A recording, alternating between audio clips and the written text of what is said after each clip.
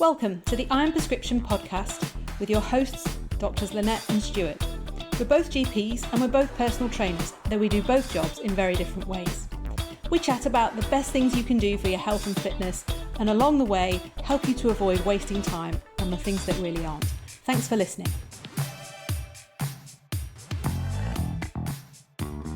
Okay. Good morning and welcome to Technical Issues with Lynette and Stuart. I think we're there. Well, the proof will be in the final result. Let's see. But it can only be good. Right. We are going to talk about weight loss injections. Weight loss injections. Yes. Dirty word of weight loss injections. We've got to do it. We've got to do it because these things are here. Definitely. So, okay. GLP-1s, which stands for... Glucagon-like peptide. Fantastic. What is glucagon, doctor? It's the opposite of insulin. So glucagon is a naturally occurring hormone in the body that, when produced, releases sugars into our system. If you've got somebody who's suffering from a hypoglycemic attack, then we give them glucagon as a intramuscular injection to help the body release its own stores of sugar. So it floods the system with sugar. So why then would something that's got glucagon in the title would make you lose weight when it appears to just give you huge amounts of sugar? Well, it's in the P and the 1 that's the peptide, and the 1 is the difference. And actually what it does is it makes the body far more sensitive to sugar and drags sugar into the bones, the muscle, the heart, the brain, and demands more metabolic drive. So this naturally occurring hormone that we have in our bodies has now been bottled and allows you to take it in an injection. What it's making your body think is, because it works in your head, in your brain as well, it switches off where it's going to get that sugar from. So it doesn't ask you to eat more. What it says is, don't worry, I've got this covered. You don't need to eat anything. In fact, you feel full.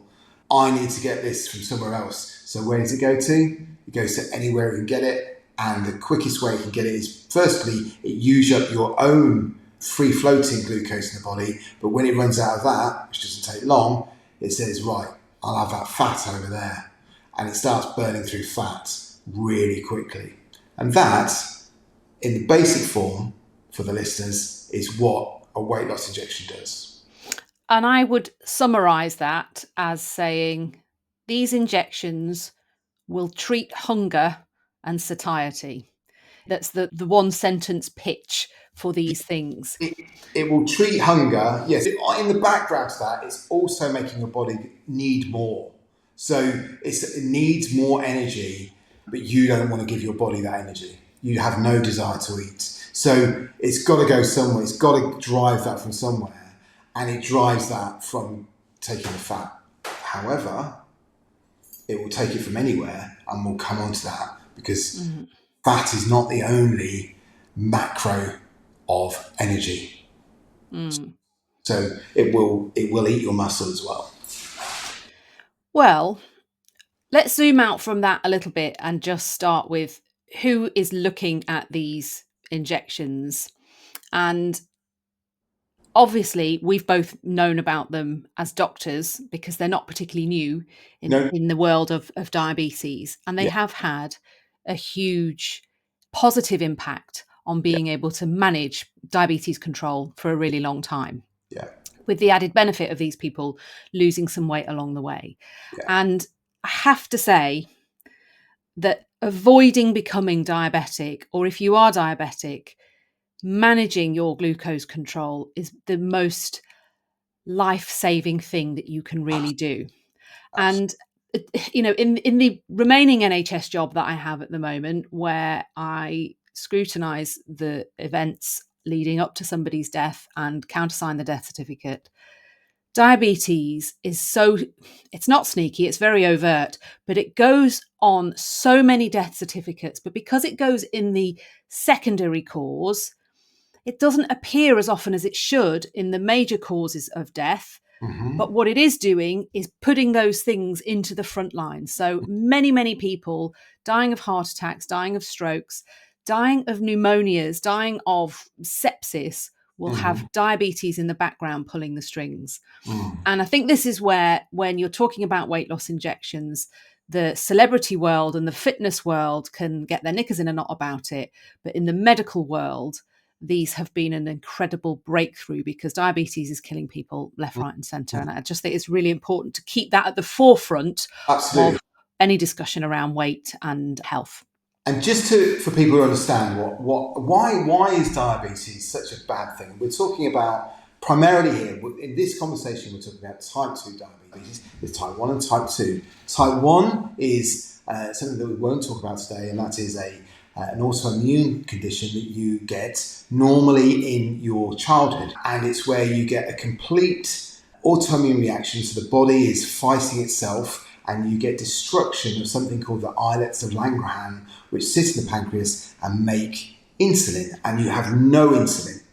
So you no longer make insulin. What does insulin do? Insulin takes the sugars out of our diet, and it makes it able to cross the barrier to be used as energy.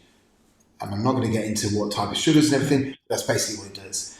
Type 2 diabetes, which is what we're going to talk about today, and how that fits into weight loss medication, is where you have a resistance to insulin. So the insulin no longer works in the same way, no longer has the affinity and the drive to be able to push that sugar into cells, and it leaves the sugar free floating around in the bloodstream. So why is that a problem? Well, the easiest way I describe it to patients is, do you like having your hands sticky? You know, when you've been making toffee apples or whatever and your hands are really sticky, life just becomes difficult when your hands are sticky. Everything is slow, everything's gungy. You mean to pick up something, you can't let go of something, you just can't move as fluidly as you can with your hands when they're really sticky. Imagine that happening throughout your body. Everything is not working properly. Your vessels are sticky, the nerve impulses are sticky, everything is a lot slower. And as things slow down, then you start getting disease. So you're no longer oiled in the same way as you were, and you haven't got the lovely moisturiser on your hands because it's just everything is sticking together. And therefore, you end up getting things like heart disease, peripheral vascular disease, where the blood can't get to your limbs, and you end up with dementia, you end up with different types of cancer, all because of this excess sugar that's in your system and can't be driven out. And unfortunately, when this excess sugar is floating around, the body goes, oh, what do I do with this? I can't use it as energy, I'll lay it down as fat. And what fat does, it also then makes the insulin even more less sensitive to how it was working before. So the upside is that as you become diabetic, the condition of diabetes makes you more diabetic, and you're in this ever decreasing circle where eventually, it's not going to happen tomorrow. If you have diabetes today, you won't die of diabetes tomorrow, but highly unlikely. But if you leave it for 5, definitely 10 years, we're talking about years being wiped off your life as a result of it. And what these GLP-1s do is they reverse that, and they make the body's insulin work properly again. And in doing so, like I said, described before, you lose weight as well. So for type 2 diabetics, this is a miracle drug. As you said, as a side effect, you lose weight. But the rest of us have gone, you lose weight? Fantastic. Dun, dun, dun. Yeah. I'll have some of that. Yeah. And that's where we've ended up. We've both listened to a recent podcast talking about GLP-1s, and if the NHS prescribed them just to everybody who was overweight, the NHS, which is already bankrupt, would be completely bankrupt within 5 years, because of the scientists that invented this, the companies that invented this, they didn't just go, oh, yes. They weren't like the guys that invented insulin who gave away the patent for $1. Insulin was invented and they gave away the patent for $1. The guys that invented these GLP-1s went, of course, then you've got that marketing machine that's allowed that to happen. So they're incredibly expensive drugs compared to drugs like paracetamol. They do work, and they can be used in not the form that they're designed for, but for the aesthetic outcome of losing significant amounts of weight without trying. Mm. And even within, using them within the diabetes world, it's worth saying that part of the tricky issue in managing diabetes is it's so slowly progressive, and you don't feel particularly unwell early on, and you can quite easily forget that you're diabetic for a number of years. And we know for a fact there's many people walking around undiagnosed. Therefore, the urgency with which you need to change is not like something that's causing you pain. If you're in agony with a back pain, you're going to take action probably to try and get out of pain, but it doesn't work like that. So it relies very much on long-term behavior change, which we know is hard. And even when people know that something is potentially life-threatening, old habits are very well ingrained, and people get pulled into old habits time and time again. And so what I see is people in the fitness space judging and making out that people should just do what needs to be done. And I don't necessarily think it's that straightforward. If behavior change was that easy, Yeah, because there's no shortage of information in the world. But so my point is, it's not so much that we need to get into a discussion about behavior change. It's just that we have seen a gradual rise of the number of diabetics. And this is global. This is not just in the UK. If you look at the Middle East, when I did the diabetes diploma, their switch to a more globalized standard diet is seeing huge rates of type 2 diabetes in really rich countries. So this is a global phenomenon as the food environment changes. yeah. And that in itself is why these medications can potentially have such an impact. But as you say, the cost is huge. Our NHS, has it's in end of life mode. Probably needs a do not resuscitate order on it, but Yeah, it's definitely got DNR, and it's definitely got palliative care been called in. yeah. Yeah. But when you're faced with these people and you can see what lies ahead in Yeah, the next 2 years or 5 years or whatever, you want to be able to help them. And so it has been amazing to be able to see people get the benefit of these as type 2 diabetics and see the needle start to shift. yeah, And then incredibly, for a lot of people, what then happens is motivation and behavior change can start to follow that. And that's a really significant shift, because people feel like their backs are against the wall and they're sick of trying everything. They're caught up perhaps in communities or situations which they just yeah. don't know how to change, and that is really hard. So certainly as a doctor, I think they have been brilliant to be able to add to the things that we can offer to help people. But now we're in this situation where there's more people that could benefit. Tomorrow's diabetics could benefit or be prevented even, but we're not necessarily, well, we're definitely not in a financial position to be able to kind of manage that. So the big thing about this, and you just alluded to it, is I can have somebody in the gym with me, and we can do 4 sessions a week. We could do 4 45-minute sessions a week of HIIT. And I can say to the patient or to the client in a PT world, I can say to the client, this is doing you fantastic, great things for you, and your physiology is changing. And they can spend 45 minutes 4 times a week literally feeling like they are on the end of life. Done a HIIT session with them for 45 minutes, and they're thinking, I'm glad he's a doctor because I'm going to die in a minute. Hopefully he'll get back. And they can look in the mirror and they go, nothing's changed. And they can do that for weeks and nothing has changed. It was changing inside them, but the 6-packs don't happen in the gym, they happen in the kitchen. And if you don't change that, what's happening in the kitchen, what I do with you will make you feel different, and it might make you look a bit more muscular underneath, but 45 minutes 4 times a week isn't going to touch you from a fat perspective. Whereas this is going to change your world, and you are going to get that motivation from seeing that immediate hit on your aesthetics. And we can't get away from that. It's not about aesthetics. I hate aesthetics. I hate the way that the gym world and the Instagrammers make us think we've got to look a certain way. It's about you. We've talked about this before, so I won't go over old stuff, but this makes you feel good because you think it's working and it's working quickly, and therefore I like it because I can use it with clients to push them through that first bit of motivation to get that change. So I will work alongside the physical aspect as well at the same time in a different way, and we'll talk about why that is in a minute. But it's changing that motivation for the better, and it's giving somebody that golden ticket to make a difference. Yeah, I think it's starting to see the progress. We all need to see some fruits of our efforts, don't we, at some point? Otherwise, whatever it is you're doing, whether that's in business or whatever, if things just don't feel like they're going anywhere, you soon start to question why you're doing that. And that can be a real challenge. If you've got a lot of weight to lose and you feel like you're putting 100% effort in, for 2 weeks and you're railing against hunger, and hunger's powerful. It's it's a survival drive at the end of the day. You will at some point start to say, oh God, is this really worth it? Maybe I'm all right as I am. That kind of, chimp starts waking up in your brain and going, go on, just have it. You can pull it back tomorrow.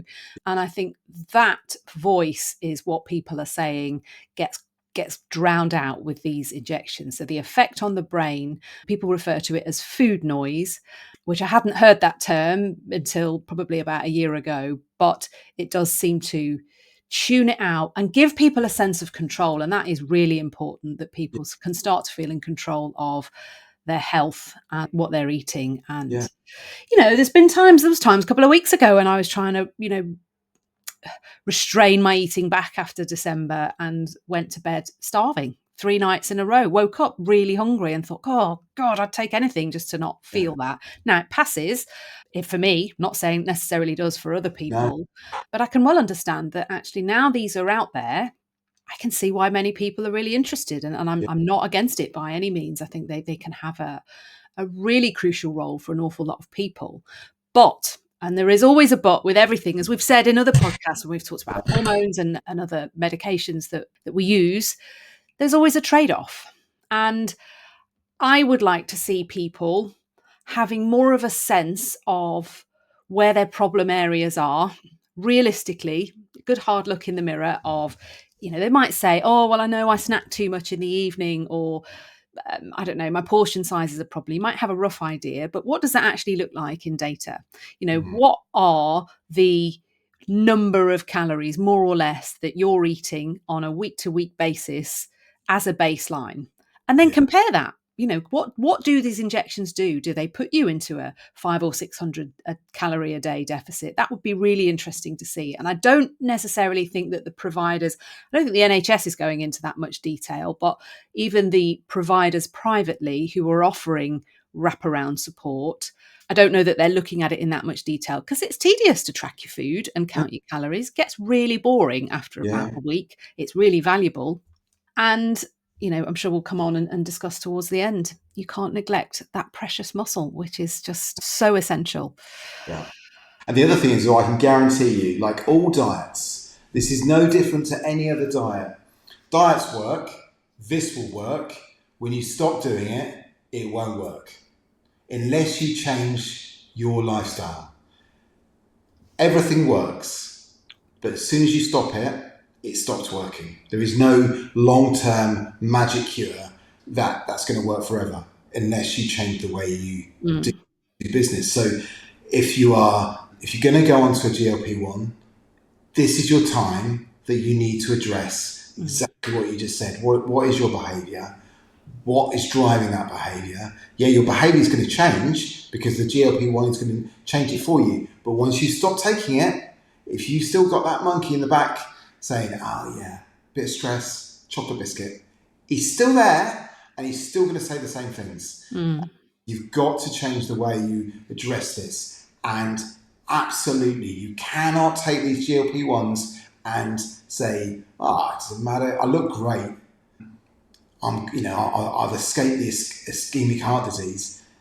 But if you've traded that off against muscle, there is, as we've talked before, there is a whole raft of diseases and pathologies that are waiting for you if you've got a low muscle density and a low bone density. And you get that from exercise. So GLP-1s have to go in hand in a different regime, but hand in hand with exercise. The reason I say it's a different regime is because GLP-1s are going to push you towards being hypoglycemic.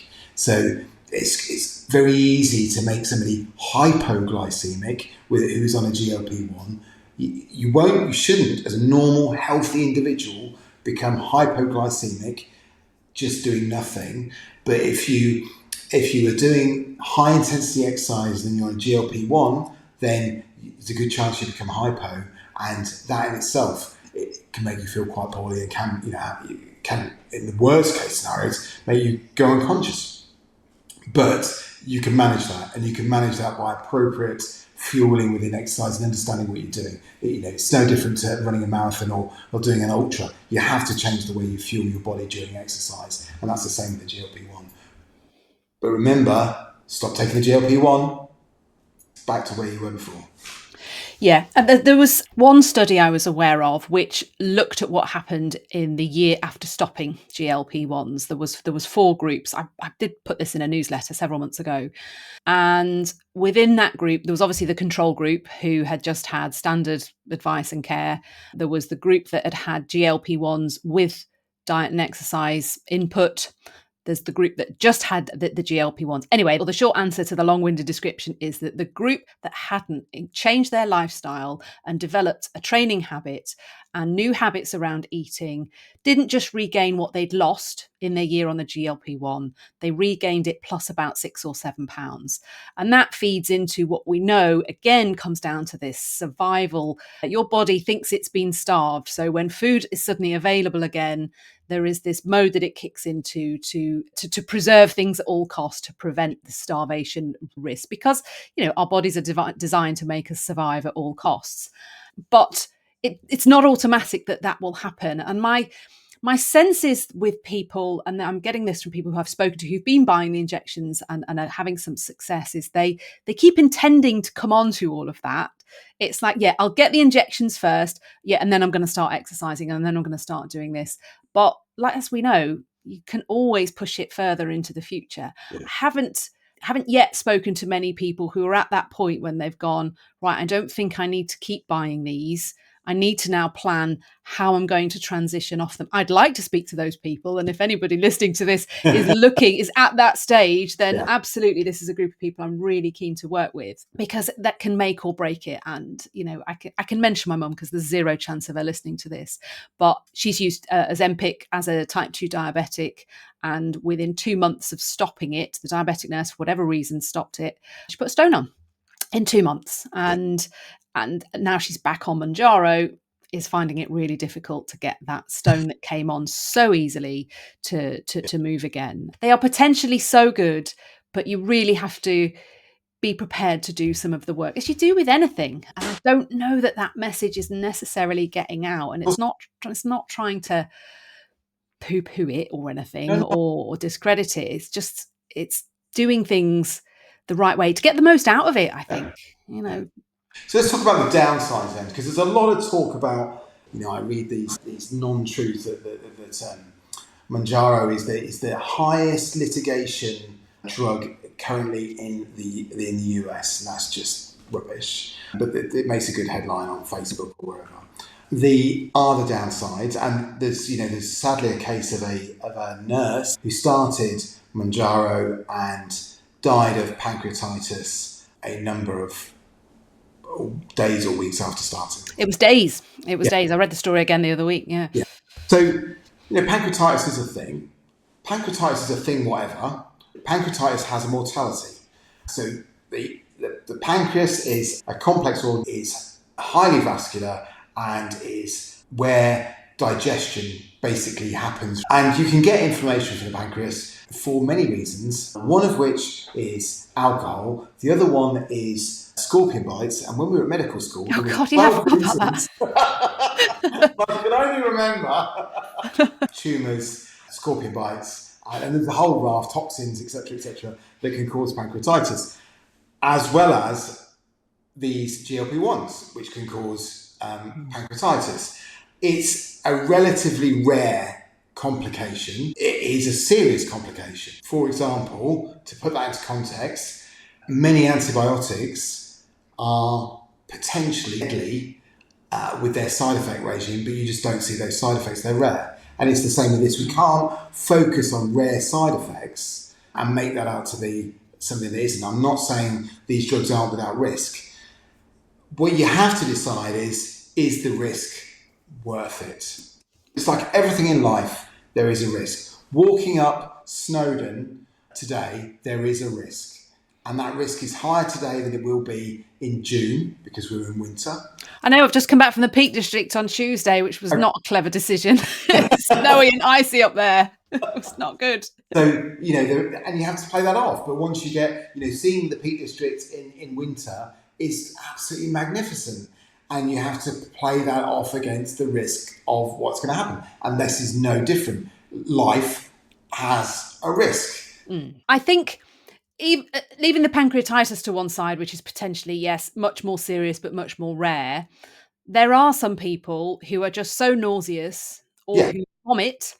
And my worry, having seen somebody in this position, is that people, when it comes to eating and weight loss, can get a little bit mixed up in their thinking and override what could the nausea in the psychological sense, in that, well, it's okay because at least if I feel nauseous, I'm not going to eat, and not eating is good because it will mean that I lose weight. It isn't. Nor is vomiting, and nor is diarrhea. Dysentery and chemotherapy will give you diarrhea and vomiting, and you will lose weight, but you're not going to be healthy and you're not going to feel great. No. But sadly, this has happened, and I did see somebody whose vomiting was so severe that they then got so horrendously dehydrated they developed a DVT. Now that won't then be registered necessarily as a complication of the medication because it's a downstream consequence of severe dehydration. But look at the dots and join them. And in amongst that is this kind of disordered relationship with food and eating. And I can understand how that happens if you struggled with your weight for a really long time. But if you're just buying these and you're not getting any support, and if you feel a sense of shame around needing them, which some people do, it might deter you from ringing out of hours for a bit of advice.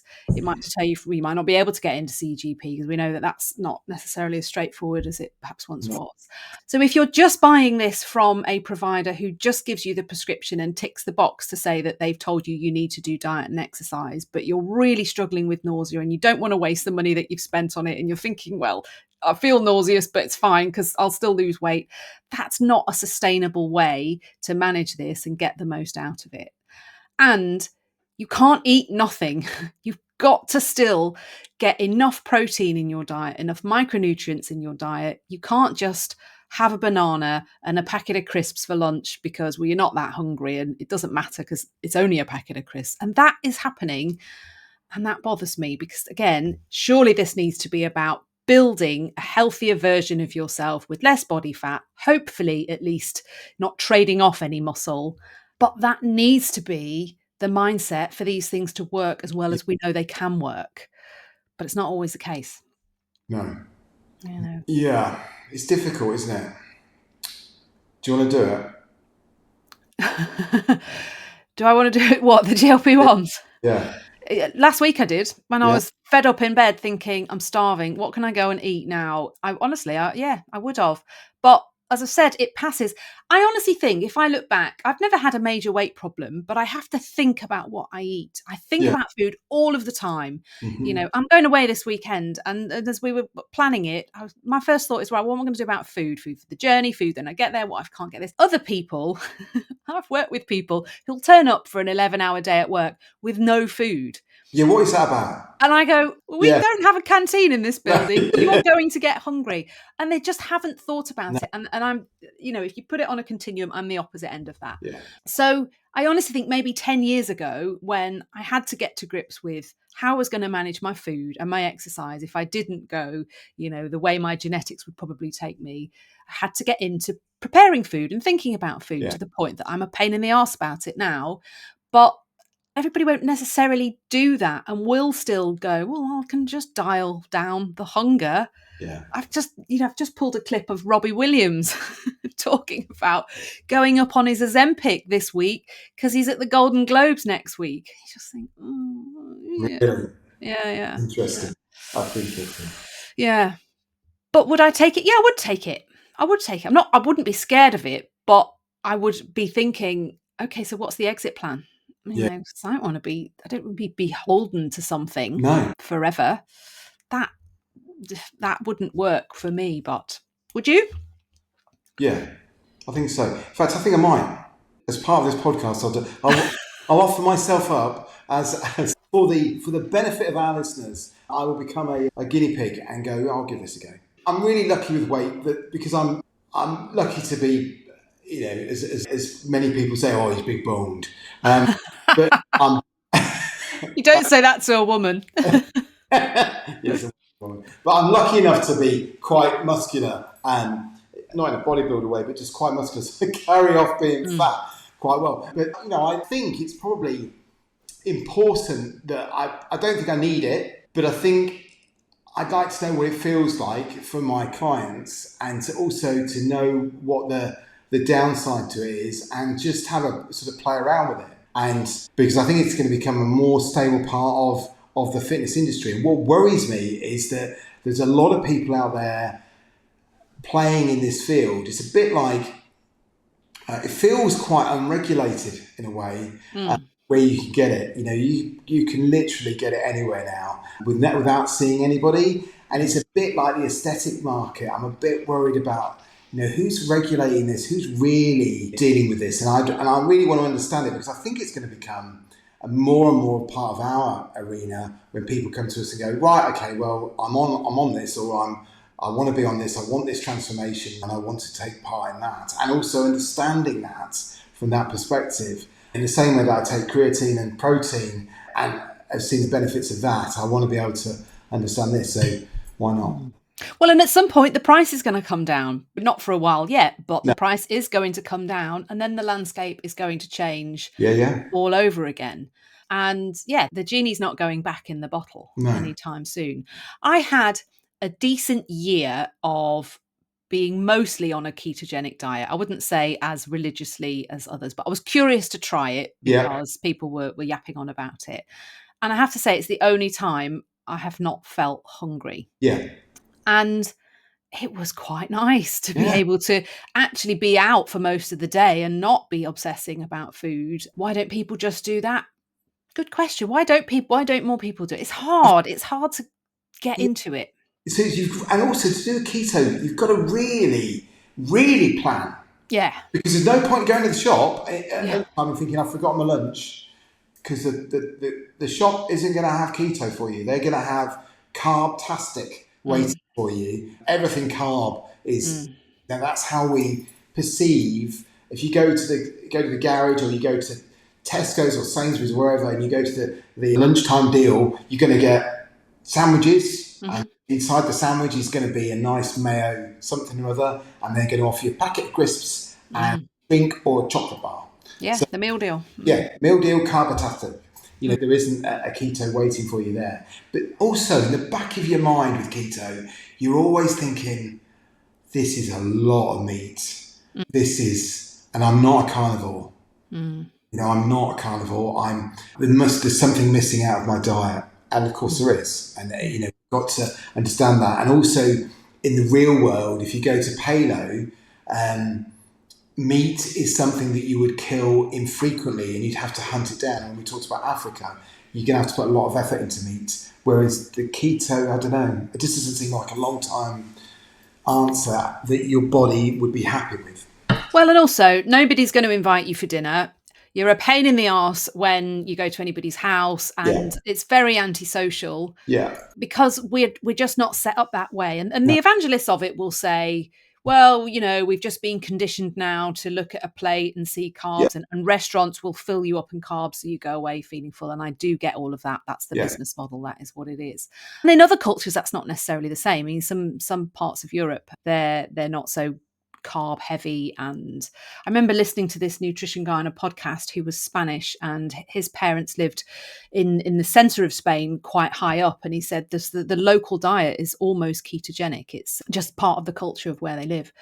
But that's not really the case for anywhere here with our global standard diet and Deliveroo shooting past the door all of the time. That isn't going to happen. So I think I'm not against keto, I'm not against low carb or any of those things for people if they can make it work in and around their lifestyle, and having experienced how much less hunger you can feel on that, I can see why why these injections can be so life-changing for people. But I want people to understand. I mean, I've had a patient say to me, "Oh, well, I'm just going to keep buying them. I'm just going to stay on it for good." And the manufacturers would say, "Well, you need at least 2 years." Well, they have said that. Yeah. And the other thing is, I mean, I don't know if you've seen the benefits globally it has to your body. So we also use GLP-1s for heart failure because it increases cardiac performance, it increases bone density, it increases cerebral vascular function, so it increases your brain performance as well. So these GLP-1s are being hailed as extremely good globally for your body, not just these small parts that we're talking about. So I don't know, maybe it's something we're all waiting for, that wonder drug, aren't we? We're waiting for that, something that they're eventually going to put in the water because it's so good for us that it's going to extend our lives so much, and it's going to be so great that actually it's going to be something that we just have in the same way as we've sanitised water because we worked out that was a really good idea. They're going to do something like that with the drug. I don't think this is it, but there are benefits of staying on it. Yeah, I was speaking to the rep from Wegovy. I spoke to her a couple of times, and they have a new license. Isn't a pitch for them by any means, but they now have got a new license for cardiovascular risk reduction. And of course, my brain immediately went, well, yeah, your cardiovascular risk is going to go down if you're losing weight. But no, it seems to be independent of weight loss. Yeah. Triglycerides, a type of fat in the blood, which we don't have any means of treating. They don't respond to statins, but they came down. I can't remember the exact numbers, but it was quite staggering by how much they came down. And I said to her, so who's going to prescribe those? Are we going to get cardiologists now wanting to prescribe GLP-1s for their, post-heart attack patients? Again, it would be great. There's no money in our NHS to pay for that. So that's going to bounce around while they try and decide who pays for that. And then osteoarthritis. There was a really impressive study done on women with knee osteoarthritis being managed with GLP-1. Their pain scores came down significantly. That did seem to be more mediated by weight loss, which would make sense if you think about the physics of it. But nonetheless, somebody who needs a new knee and is being told, well, you need to go and lose 4 stone because we're not going to operate on you until you lose 4 stone, or whatever number they pluck out of the air. What do those people do when their knee is in agony? And again, you can see that actually there could be a role for this, because that person may well be quite willing to do whatever it takes, but nobody's going to start. I'm not going to put somebody with a barbell on their back if their knee is cripplingly painful. That's just outright cruel, even though it would probably do some good, but you're just not going to be able to get over that hurdle. So I think there's amazing potential for them there, but who's going to pay for it? I think people will have to suck it up themselves. I did have one patient say, well, I'm not ordering takeaways, so to be honest, it's still cost neutral. So it is whatever 150 quid a month that he was spending. He wasn't spending it on food that he otherwise would have done. Fair point. Yeah, absolutely. It is a fair point. I suppose but it does sound like a lot of money, doesn't it? £150 a month for... Not if you're Robbie Williams. No, of course not. I expect it comes in a gold pen and, somebody delivers it for him. He won't be injecting themselves with it. Yeah. But it is. Yeah, I mean, cost is real, but I think, who knows, maybe we'll be talking about it in 10 years' time and it will look different again when it's off patent. We'll see. Yeah.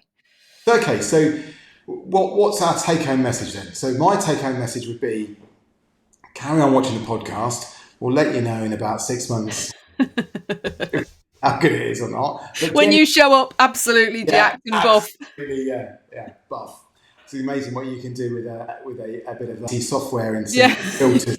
Definitely I'll give it a go and we'll see from there. But also, I think it is a fantastic drug. I think it's fantastic if you are pre-diabetic or diabetic. Definitely do not even think about it. Take it.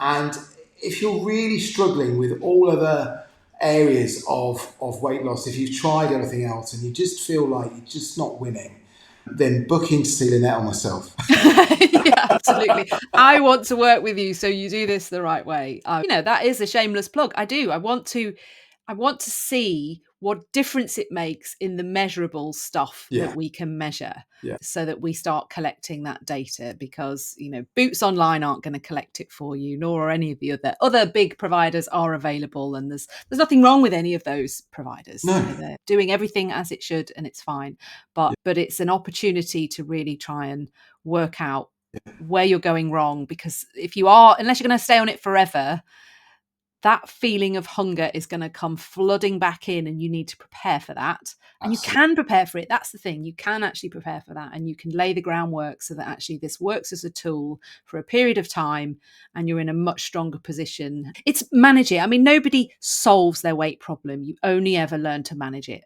I think it's a lifelong process. Absolutely. But it's just another tool in your box. It's something it's not something you should be ashamed of. It's definitely not. It doesn't make weight loss any less real. It's not about that. It's about you as an individual and what you want to achieve. But I would definitely say do it in partnership with an educated, medically educated PT. Absolutely. Who's going to understand what you're doing and can understand how we can manipulate that with exercise as well. Yeah. Good. Couldn't end it on a better point, I would say. Next time we'll talk about that documentary on Netflix. Next time. which is Don't Die. But yeah, good stuff.